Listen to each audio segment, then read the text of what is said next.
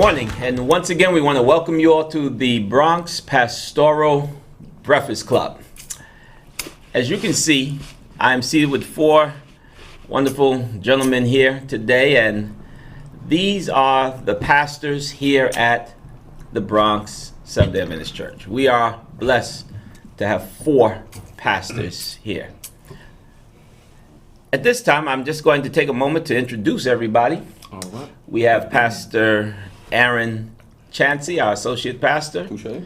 Pastor Roy Bartley, and Pastor Sirius Taylor. And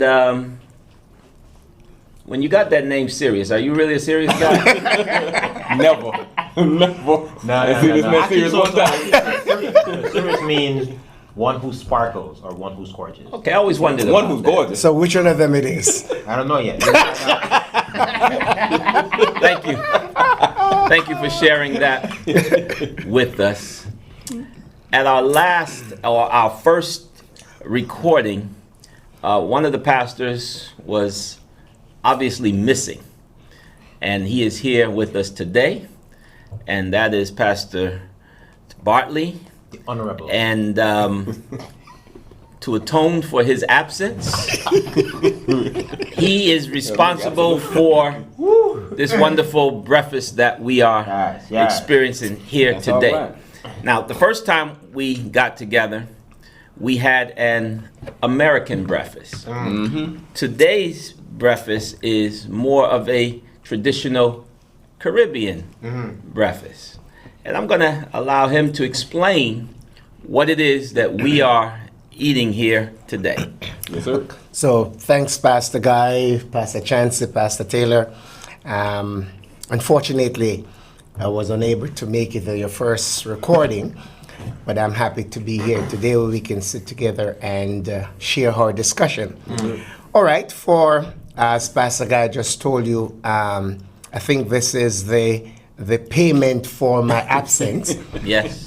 So this morning we're having some breadfruit, and I Explain just breadfruit. I just want to say to Pastor Chansey, it's not fried pineapple. It looked like Yeah. fried It pineapple. ain't. He thought it was fried pineapple. We had to clarify this. You got to understand, he's from another part of the Mars. He's from Mars. another part of the country here.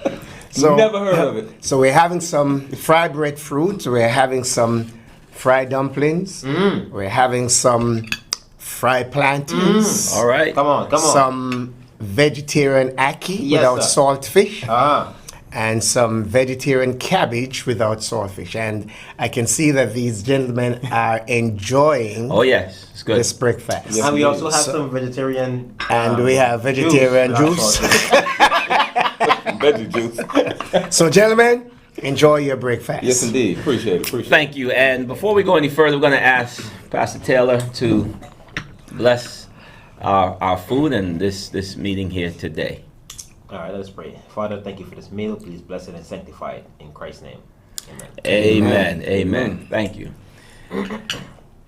As you know, there's a lot going on in the world today, and we're going to be touching on various topics here today, looking at the situation that occurred last week with the ruling that came down from Lexington, Kentucky, as it relates to the Breonna Taylor situation. We're going to also look into the world of politics a little bit, not too much. We don't want to get too involved in politics, but there are some things that are taking place in our country that could affect us moving forward. We want to just discuss that a little bit. And of course, we want to discuss the new norm that our young people are faced with these days as they are going back to school now, and they are going to a more virtual school. And how is that affecting them as well as their families? These are some of the areas that we are going to be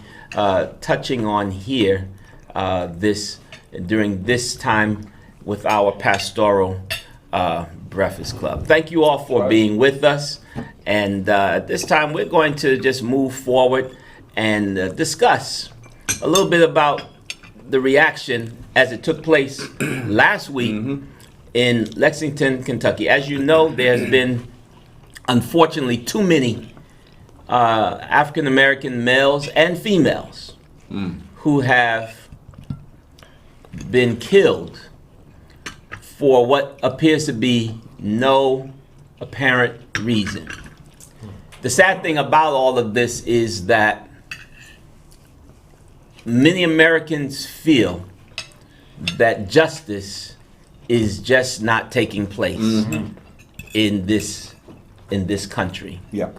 Our young people are depressed over this. They are angry, disappointed in government. And let me just say this right now at the outset. You may feel that you cannot do anything, that your voice doesn't matter. But your voice does matter. And you use your voice through your vote. Yeah. So I want to encourage everybody who's watching, listening, wherever you are, if you haven't registered to vote, please go out, register to vote, use the power of your vote if you want to realize some change in your government. What happened last week? The word came down that the officers involved in this killing of Breonna Taylor would not be charged. Yep. I don't know if anybody paid attention, but interesting enough, a week prior to this ruling coming down, Breonna Taylor's mother and family was awarded, thank you, Yeah. 12 million. 12. Yeah. 10. Oh, 10. 10 million. 10 Is it million, 10 or 12? $12 million, well, millions of dollars. $12 million. Yeah. It tells us something. It does. It tells us There was something. something wrong here. It seems as though those responsible and those behind the scenes in dealing with the decision makers, seems as though they knew what was going to happen. Yep. So to kind of silence some things, they said, we'll pay off the family, Yep. as if that is justice. Yep. I'm not sure if they get it. Nope. I don't think they It's did. not about the money. I don't think they get it. Because even behind the payment, or what will become a payment to the family, the mother still wants justice. Yeah. She still wants to see the individuals responsible for her daughter's death to be brought to justice. And this is where we are. Yeah. What's your reaction? Well, what I feel is that is $12 million good? Yes, that's a lot of money. That's a lot of good money. But Before I feel that is a slap in the face. Because number one, it is an admission of the guilt. It is, clearly. Because if they weren't guilty of something, They'll be so quick. they wouldn't be so quick to say, hey, let's go ahead and pay you 10 million, 12 million, whatever million. It would have been, no, we're going to fight this, whatever it may be. But there's a payout here, right? And so that instantly tells us there's something either trying to be covered up, there's something wrong here. So I feel to give that money, to award that money to the family, is a slap in the face. That's not what they're looking for. Is the 12 million good? Yes, that's good money. That's a lot of money. But that's not what they're looking for. In my opinion, it's like, you know, when you're a black person in America and you're not coming from much, right? And the government sits here and says, okay, we're going to give you $12 million. It's almost like, okay, we know you don't have anything. Take this and be quiet.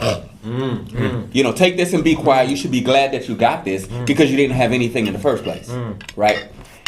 But that's not what $12 million does not bring back a loved one. I don't care how many millions you have, it doesn't bring back a loved one. And so when I saw it, I was frustrated. And I think everybody should be frustrated by it, who cares anything about black people in America, especially in this day and age, and see it for what it really is. We know we're guilty, but we're gonna compensate you by giving you money. But then on the flip end, we're not gonna charge the officers as being guilty. That's not fair, and that's not right. What do we tell our young in- people about this? in How the- do we handle this? How In do we- addition to that, look at the time frame. Look at how it was done. Okay, they offered, they gave the money, Yeah. and then in a couple of days, they come forward to say, "Well, we're not charging these police Yep. officers." Right. You know, in other words, they're saying, "Well, you don't have to say anything because we have already paid you. Yeah. We have already give you what we think justice is all about." And I don't think justice was done. How do we? What do we tell our young people, our children? You have some children growing up, some teenagers, Yep. Pastor Chancey, and what do you tell your daughter? Yep. It's about what, 15, 16 years of age. Yep. What do you tell her as Well, a young you know, black woman? With all of this that's been going on, you know, whether it's Breonna Taylor or so many other names that have been in the media as black people who have been killed or shot, you know, by law enforcement. You know, it requires us to have a right perspective. And this is some of the stuff that I tell my kids, that it's important that we have a right perspective. And in my opinion, that right perspective is that while we matter to the government, we don't matter. Interesting. Right? We don't matter.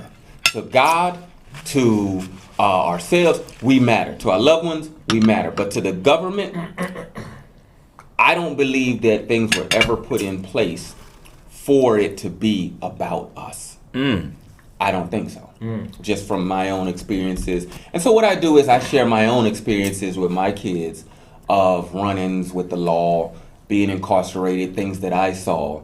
And it's even hard to tell kids these days how to avoid a situation going bad. Because, you know, there's times where we say, you know, when the officer comes, and let me just say this, not all officers are bad. Yeah. We're not saying that. Yeah. Not everybody in the government is bad. That is very important. We don't want to clump everybody up into one thing and say they're all bad. That's like taking Christians and saying all Christians are good or all Christians are bad. We don't want to clump everybody up. But it's hard to tell your young people these days, I know for me, to say, hey, this is what you need to do when you're arrested. You know, because we even see instances where individuals are not resisting arrest. We see individuals who are walking away. We see individuals who are not even involved in something and they're still losing their lives. We see individuals who are, you know, at the prompting of police officers to reach in the glove compartment to grab your paperwork, your ID and things like that, and being shot. And so there seems to be a jumpiness and a fear for black. Just black, right? That there's a bad connotation that comes along with us. And so to continue answering your question, in all honesty, I'm struggling of what to exactly say to my kids in this day and age with everything that's going on. I share with them my experiences. We dialogue about what we see on TV. But even in doing the right, people are still losing their lives. It's just the color of our skin seems to scare society. And it's a hard time. Pastor Taylor, you work with some young people, schools, and what are you going to tell these? What are you going to tell these young people? I mean, well, one of the things that I've been hearing a lot is the need to find a solution, right? Yep. We got people at school because this thing is it has layers to it, right? Yeah. It's happening in the streets, then it's creeping into the schools, it's creeping into the homes, et cetera, et cetera. It's a lot of tension happening. And some of the young people they're frustrated. Yep. Some of them are like, yo, I don't care, I'm gonna have to do what I gotta do, Yeah. right? And I think while it is important, you know, but let me say this, it is important to hear where the frustrations are coming from specifically, Yeah. right? and really telling them, offering them that there is hope in unity, Yeah. right? There's hope in community. That we are here not just as a church. We're not just here as leaders. We are here as a family, right? So you got, I mean, if you look at the system outside of that, it's a family. You know, Yeah. the blue lives or the blue, whatever it is, that the police community, Yeah. they operate and function. They back each other, right? Yeah. And so what we really want our young people to know is like, even though these things are happening, you can come here and we understand you and Yeah. you're safe here, right? Because there is no need to go anywhere else. You know what I mean? Like everywhere else is rejecting you. Everywhere else is trying to kill you, trying to wipe you out. Yeah. We are here. We understand, and we are trying to protect, right? Protect and serve, right? That's our thing. So I mean, it's like Pastor Chauncey said, it's really really difficult. It is. To find a solution, because I myself struggle with it. You know, I've had I've been pulled over, and officer approaches me and he says, hands on his weapon, right? Yep. Already. there. Yeah, hands on his weapon, license, registration. You know what I mean? Reach and get it. I said, what's the reason for the stop, officer? Hands on the steering wheel, right? And I don't care. Give me a license. Yeah. He's on the other side, the passenger side. I said, if you don't mind, I don't feel safe, and I'm going to leave my hands on the steering wheel, and I'm going to ask you to read your supervisor here so we can create some accountability. Yeah. Right? Now, we all know it was by the grace of God. That could have gone very, very Could've different, gone, yeah. right? You're right. But it could have gone differently because the officer could have overreacted. I did not move my hands at all. Yeah. He didn't get the license. He didn't get anything. I just said, I need a supervisor, and that was it, right? And I think it's important for us, even in this time too, as we segue kind of in the conversation, it is important for us to develop a good, strong relationship with God, because you just never know, right? Yeah. And we want to be able to teach our people that the most important thing is having that relationship with God. You know what I mean? It's not something that we can kind of use as a buffer, right? Yeah. But it's something that we need to help us through these tough times. Yeah. You know? I have a question to pose, and this is kind of for all of us. This is something that I guess maybe people wrestle with in society. Maybe as black people, we don't wrestle with this question. Maybe outsiders, I don't know. But we see where there's a constant killings of black people by law enforcement, right? What about individuals who say, well, they're going to commit genocide anyhow? They've been having black on black crime for forever. They kill themselves constantly. If you look at statistics of this area in America, whatever, well, the percentages are high, and the percentages say they're going to kill themselves anyhow over a span of time. How do we balance that out with, if we're saying, and we are saying Black Lives Matter, but do they really even matter enough to us? How do we balance that out in terms of what society has a view on us as black people and what we have seen for years with black on black crime? We cannot allow society, the media, to write our story. We cannot allow them to create a narrative for us. We have to write our own story. We have to be that people who know how to band together Yeah. in moments like this. Yeah. And if we were to go back some years back during the civil rights movement, those times, the 50s, the 60s, Yeah. what got our people to even where we are today is the fact that it was a movement where our people came together. It was unity. It was unity. It was unity. Yeah. Sure, there was looting, just like today, in our own communities, but there was still unity, where there was enough people coming together to make change. Yeah. To make change. That's how we have so many opportunities. We can vote. Yeah. Couldn't always vote. Appreciate it. We don't have to sit on the back of the bus. Yeah. There was a time we had no choice. We couldn't go into certain restaurants. Okay, but we band together. Yeah. We marched together. Just like what we're seeing now, peaceful protests Yeah. and other things took place, but the whole thing was about unity. Okay, It's a good word. and there was something that was mentioned earlier.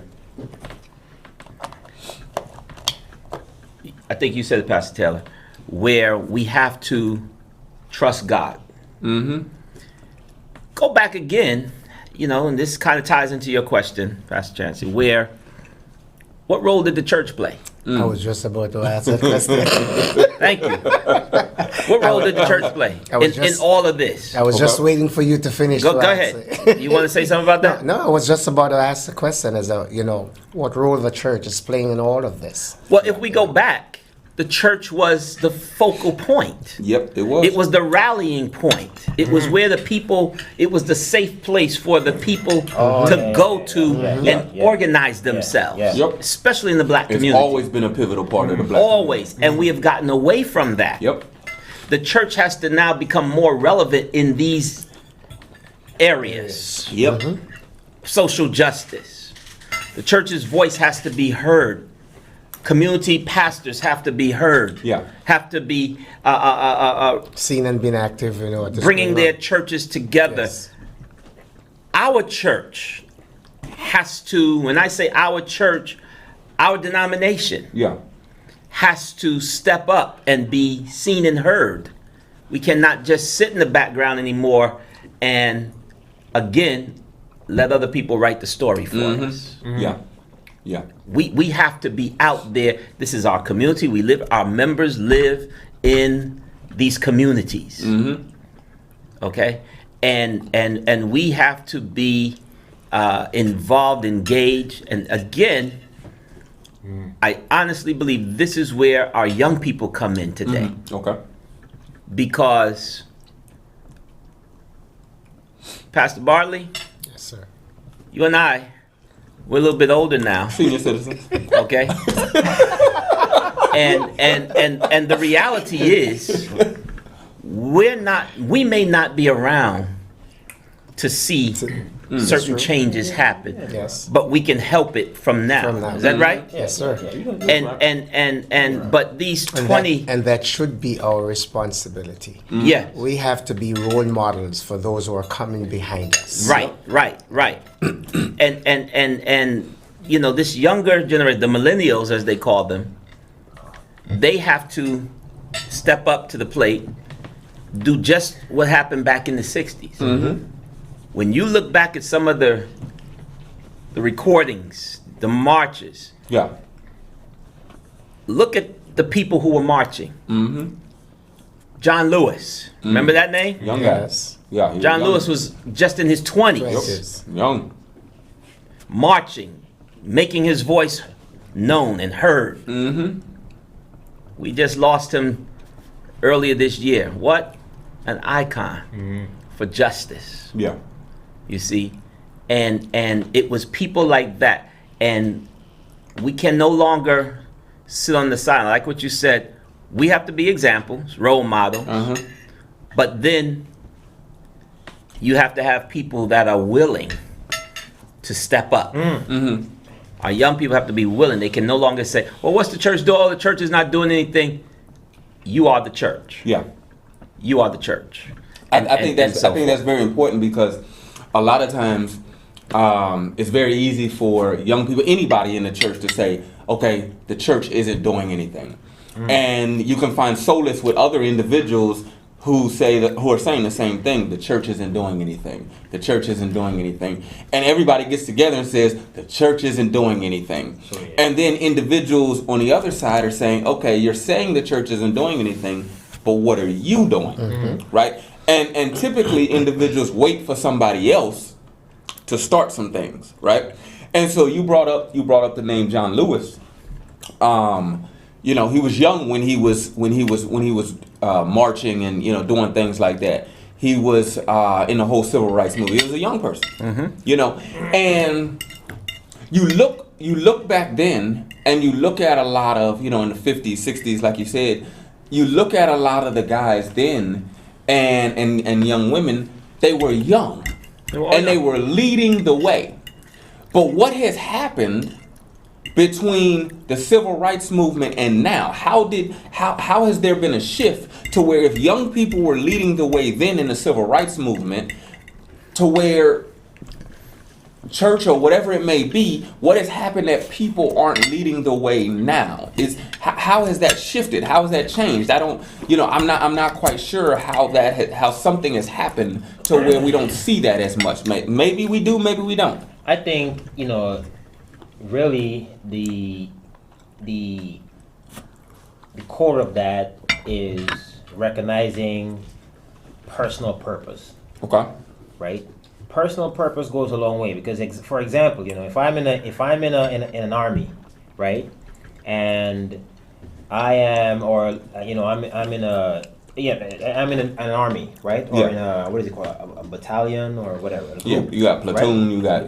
you got different sections. So if I am a long range shooter, okay, right, a sniper, right, I'm gonna sit and I'm gonna wait. The way that I move is different. I'm gonna wait. I'm gonna watch, and I'm gonna keep, you know, make sure I keep tabs on the places that I am strong at. This is my purpose. This is how I was trained. Okay. You know, if I'm a medic in the army, I know that I am not looking to fight. I'm looking to heal or take care of those who are wounded. Yeah. And so personal purpose, I think, is what we have to get into, because if I don't know, if I'm just in the army and I don't really know what I'm supposed to do. Yeah. Like, I'm kind of like, all right, well, I see people doing this. I say, well, what do I do? Waiting to be told something. Right. Waiting to be told something. And even if I'm told something, I still I'm not confident in it because I'm not sure, but what is my purpose? You know what I mean? Yeah. And so, you know, one of the things I think is very important, you know, for everybody, not just, you know, young people, but everybody really,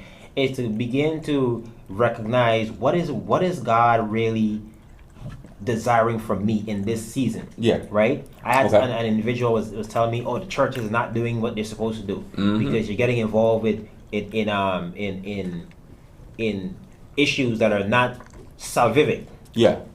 And I said, really? I didn't get too much into it because I was, you know, I try to exercise temperance. Yeah. Right? So I said, all right, well, you know, maybe another time with some more individuals we can have a discussion. Yeah. But that is exactly why we're here, because people are misplacing their purpose, their personal purpose, right? Yeah. We know the church as a body has a mission, but in that mission, I have individual purpose, you know? And so once I get to that place where I really recognize that thing, I start, you know, I'm sure, like for John Lewis, you know, he probably sat up at nights, like, wait, I got to do something about this. What did God put in me to make that move? You know what I mean? He was fearless. Yeah. He got arrested. He got all these different things happened to him, you know, if you look at the course of his life. And so now the question becomes, in my personal purpose, how willing am I to be arrested? Yeah. For the cause. Yeah. You know what I mean? How willing am I? What are you willing to die for? What am I willing to die for? It gets really radical when we talk about this stuff, because, you know, we've been passive for a while. Yeah. But now it's time for us to move past the passive approach and be a little bit more, defensive? You know, on this matter. But that is as well something we coming out of our comfort zone, and those are some questions we have to ask. But once we get personal purpose, I think that's a good point. And I'm glad you mentioned that, because I was going to say that injustice is not just about a police officer shooting a black person. It is something that surrounds us. As it's in the workplace, everywhere. So we shouldn't have to wait until somebody is killed to speak up. Okay, just as you talk about John Lewis, right? He realized that injustice surrounds us, and as far as he's concerned, we are made equal. Okay? In the sight of God, we are equal. All right? There should be no injustice among us. So you see the purpose of fighting for justice. Not waiting until something happened that we're going to say, okay, let's march about this. We should be always fighting, whether somebody is shot or whether on the workplace, wherever it is, we should be fighting for the equal rights of each of us. Yeah. Not only that we waited until something mysteriously happened. Yeah. And I want to add this too. We are also going to be fighting for Pastor Bartley to come back with his breakfast. I don't know why his name is serious. He ain't serious ever. It's to be not serious, Taylor. It's a good thing I wasn't here the first time. Huh? As always, before we conclude any segment, we like to get a sense of what can we leave our audience with? What are the takeaways from this discussion? And a lot has been said already. I think one of the takeaways could be we as a people have to stand united. Yes. We have to write our own story, Yeah. which means we have to have a story. Yeah. We have to be doing something to talk about. We have to be able to leave. People like to throw this word legacy around. We have to be able to leave a legacy for the next group coming behind us that they can build up on. You mentioned purpose. We got to understand our purpose. Yeah. Not just the young people, all of us. All of us, yeah. Why are we here fighting for justice and so forth? And there's so much Yeah. that goes with us. And I know sometimes as Christians, we like to stay in our Christian bubble, as it were. That's what we like to do. Yep. Almost like the You've been saving hearing a grace. lot about bubbles these Yep. days. We like to stay in our Christian bubble where we feel as though we are protected Yep. Till translation. and we're not infected by. What is going on around us? Thank you. Okay, but the truth of the matter is, we're going to have to go beyond that. Yeah. We're going to have to let our voices be heard because, as I said earlier, especially as a people of color in this country, most of where we are today and what we have been able to accomplish, it came through the church. Yeah. Yeah. So the church is still relevant, and I know we're getting back to opening up our church, and there's going to be people that are afraid to come. I understand that, and I understand the reasons for that. But the church is still a relevant place. Yeah. It is. And as we kind of move perhaps to another area, not only is the church relevant, but we have to make the church a safe place for people to feel comfortable, to feel that their voice matters, to feel as though their life matters, to feel that I can go here, I can say what I need to say, and nobody is going to Yeah. condemn me Yeah. for my views, my beliefs, my practices, and so forth. And that in and of itself opens up a whole A new whole bunch of stuff. discussion right there. Yeah. But we are going to have to get to that place, even as a church, where we are more open-minded Yeah. on various social topics, issues, without compromising Yeah. Oh yeah. the word of God. Yeah. Let me say it that way, the word of God, without going against what God says. Yeah. Okay. And that's important. I think closing thoughts? I Yeah. think in relation to that, we have to, you use the word feel safe. And I think it's very important that, we as individuals feel safe when we come to church. right?